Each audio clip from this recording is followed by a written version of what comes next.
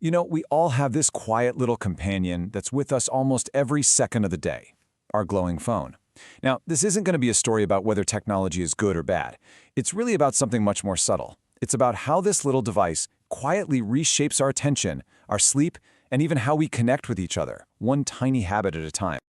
It's kind of wild to think about, right? For pretty much all of human history, our rhythm was tied to the natural world. But now, well, now we have a new sun, one that never sets. So let's dive into what that really means, starting with our most valuable resource. And that resource, it's our attention. It's the very currency of our minds, you know? It's what allows us to learn, to create, and to truly connect with people. But our focus is in this constant, silent tug of war with that super powerful device right there in our hand. Now this is where it gets really interesting. We're not even talking about a notification buzzing or a call coming in. Nope. Research shows that just having your phone on the table, just in your line of sight, puts this constant, low-level drain on your brain power. It's like a little piece of your mind is always working in the background just to not pick up the phone, and that leaves less mental energy for everything else. And this constant pull, it has a real, measurable effect.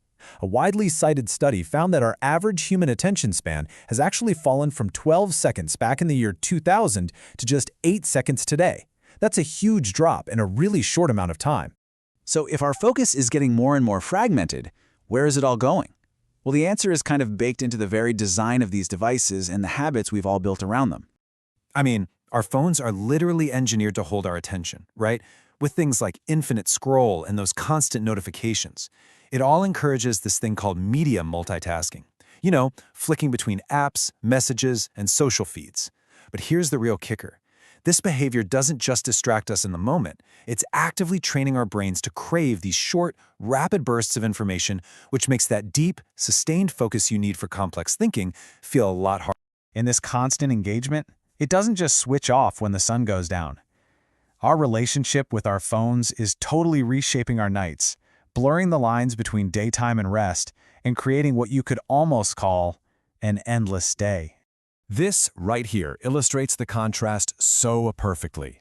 So naturally, as the sun sets, that reddish light is a signal to our brain to start producing melatonin. That's the hormone that makes us sleepy. But the bright blue wavelength light from our phone screens, it basically mimics morning light.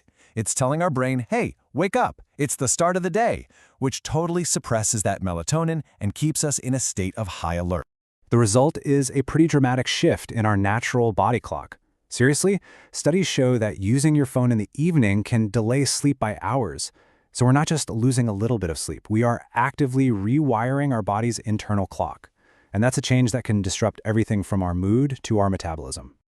Okay, so our phones have these flawless memories, right? They can store thousands of photos, numbers, facts for us. But what happens to our own memory when we start to rely so heavily on a perfect external one? Just think about it for a second. When was the last time you actually memorized a new phone number or navigated to a new place without using GPS? We've pretty much offloaded these mental tasks. And yeah, it's incredibly convenient, but it's also a trade-off. We're exercising our own internal memory skills way, way less. This brings up such a fascinating question, and the research seems to suggest, yeah, when our brains know that information is saved somewhere else, they just don't work as hard to store it themselves. We become experts at remembering where to find the information, but not necessarily the information itself. All right, let's shift gears from our inner world to our connections with other people. Our phones were obviously designed to connect us, but sometimes they can also build these invisible walls between us, even when we're sitting in the very same room. Yep, it's such a common experience that we now have a modern word for it, phubbing. It's that moment when a real live conversation gets interrupted because someone just had to pull out their phone. And it has a much more powerful effect than you might think. And just take a look at this number. One study found that nearly 9 out of 10 Americans used their phone during their most recent social get-together. It's become so common, we barely even notice it anymore. But this new norm is definitely coming at a cost to the quality of our connections. Now, what's truly surprising is that you don't even have to be using the phone. Other studies have shown that just the mere presence of a phone on the table makes conversations feel less connected. People actually rated their conversation partners as less empathetic simply because the phone felt like this third party in the room, just waiting. And this quote from the sociologist Sherry Turkle, man, it just gets right to the heart of why this all matters.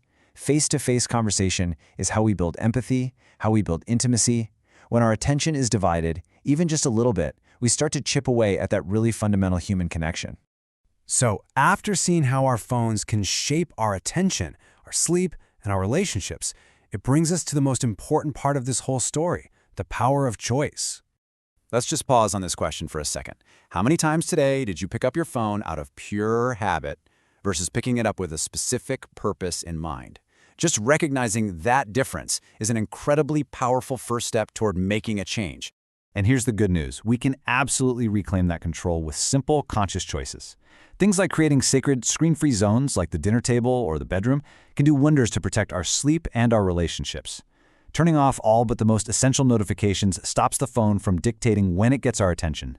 And practicing intentional use, just asking yourself, wait, why am I picking this up right now, helps turn a reactive habit into a conscious choice. Because ultimately, our phones are just powerful tools. They aren't in control. They just wait for us to decide how and when and why we use them. The story of our attention, well, it isn't finished yet, and we are the ones holding the pen. Thanks for exploring this with us.